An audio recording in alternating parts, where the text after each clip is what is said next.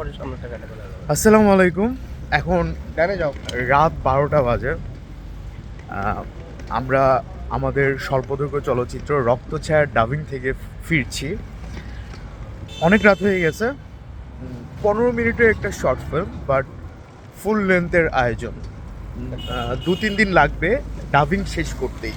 প্রচুর artist multicast বানিয়েছেন শ্রদ্ধেয় আলী জুলফিকার জাইদি ভাইয়া, যিনি কাগজ নামে একটি ফুল লেন্থ ছবি বানিয়েছেন, আপনারা জানেন। তো রক্তছায়ার ডাবিংয়ের অভিজ্ঞতা দুর্দান্ত। আমরা মগবাজার ফোকাস স্টুডিওতে ডাবিং করেছি।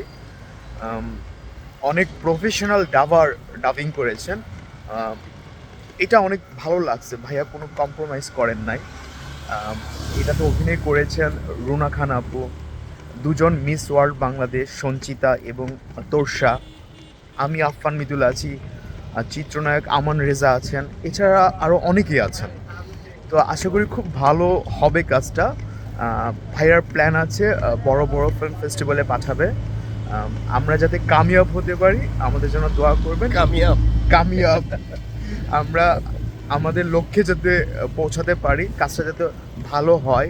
কারণ অনেক দিন ধরে ভাই শুটিং করেছেন, অনেকগুলো হাউসে শুটিং করেছেন।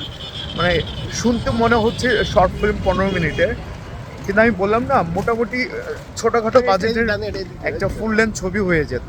তো অনেক অনেক ভালো লাগছে আজকে ডাবিং করে। That's it. আটকে যাবো।